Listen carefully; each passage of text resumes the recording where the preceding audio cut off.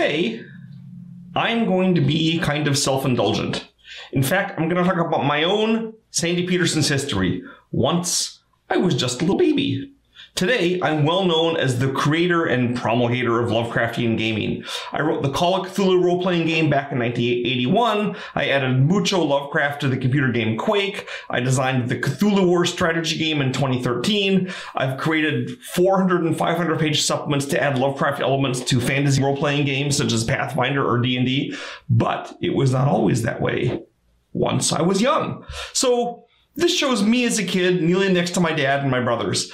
Now, my dad was an old school science fiction fan.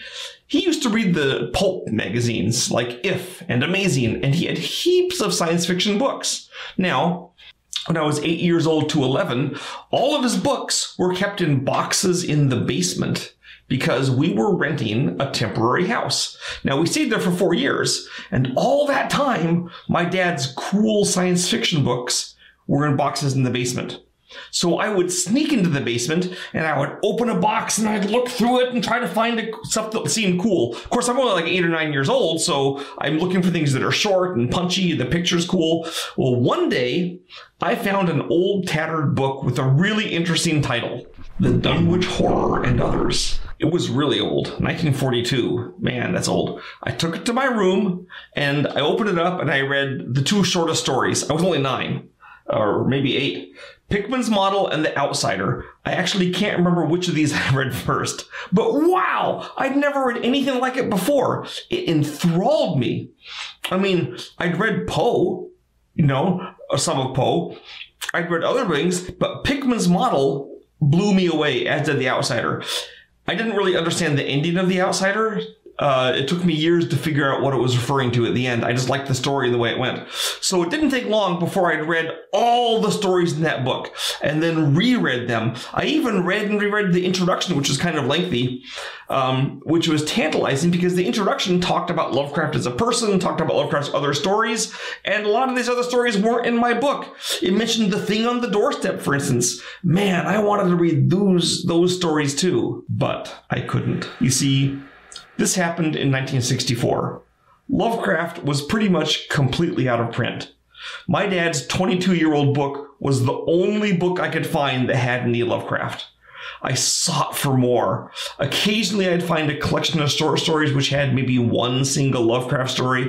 I think in 1967, there was a little thing came out that says Tales of the Weird, which was by Lovecraft. It had like 12 stories, most of which were already in my other book. So I was basically unable to find this author. To make things worse, at the age of 10, I couldn't find that book anymore. I didn't know where it had gone. It wasn't until I was 12 that a friend of mine I hadn't seen for a couple of years showed up and said, "Oh, Sandy, you loaned me this book. Here it is back." Oh, that was a relief. So for 2 years, I had almost no Lovecraft. Well, in 1968, I was 13 years old. I got a library card for the local college. And that college, which had 1.5 million books, so it was pretty cool to get a card for it. And I went there and said, "Hey, I'll see if they have Lovecraft." And they did. They had a full set of first edition Arkham House books. Cool. So I instantly checked them out. At last, I was able to read all his published prose. They didn't have his poetry. I did notice by checking at the library card in the back of the book that I was the only person who ever checked them out. I checked them out once or twice a year and reread them. And sadly, when I was 16, the college discovered that the first edition Arkham House books were worth hundreds of dollars, so they put them in a locked cabinet where a mere high school student couldn't borrow them anymore. Of course, today they're worth even more. I'm sure no one can get them now. But it might have been my fault because here was a kid checking them out all the time, and they may have made a librarian look over the books and say, "Hey, these are first editions." So I despaired. But all was not lost. On my last year of high school, my dad took me to New York on a trip. While I was there, he was off doing some kind of medical thing. He was a doctor. And so I was left to wander the streets of New York alone. So naturally, I went to bookstores.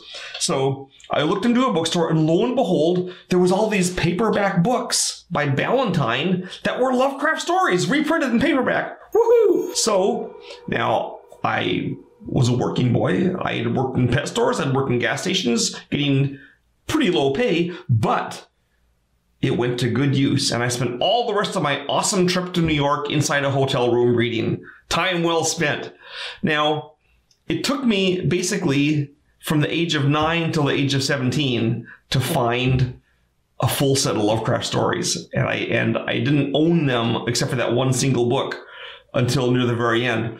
I think that my challenge in trying to ferret out Lovecraft is actually one of the reasons that I regard them as a prize worthy of the chase, like incunabula hidden for years from mere mortals. So this probably helped me identify strongly with Lovecraft's feckless antiquarians who are drawn to the ancient lore. But because of this, and the way I learned about Lovecraft, I got to have an experience which is really rare today. You see, I read the original story, Call of Cthulhu, without knowing who or what a Cthulhu was. That mysterious word intrigued me. As I was reading the story all about a secret cult and mysterious dreams and texts and letters, I was fascinated. As I read other Lovecraft stories in my pitifully small supply, occasionally Cthulhu's name would crop up. The stories seemed tied together in a way I'd never accounted for. Now, I find stories by other authors, such as Frank Belknap Long, Clark Ashton Smith, even Robert E. Howard wrote horror stories, and all these guys referenced each other's stories. They mentioned Arkham. Is Arkham a real place? I couldn't find it on the map. They mentioned Yogg-Sothoth. They mentioned the Necronomicon. Is it a real book? Here's 2 or 3 guys, all from different places, talking about the Necronomicon. It gave it a clever patina of reality. Of course, this was Lovecraft's goal in doing it, but it worked on me. I didn't know if Necronomicon is real or not. I didn't know if there was actual Cult of Cthulhu, right? And it wasn't just me being ignorant. It was like there was evidence for it. Now, this is the 60s and the early 70s. So, naturally, I tried to get my friends interested in Lovecraft too, and I did so with some limited success. They were never as crazy about the topic as I was, but at least they enjoyed his stories. So I introduced them to those people. Now, occasionally a few movies would appear here and there, loosely connected to one or more of the stories I read. There was a movie called The Dunwich Horror. There was The Shuttered Room, Die, Monster, Die, and The Haunted Palace. These were all based on works by Lovecraft. Well, okay, The Shuttered Room was actually based on an August Derleth story, but hey, that's pretty close. So sadly, these movies were not great.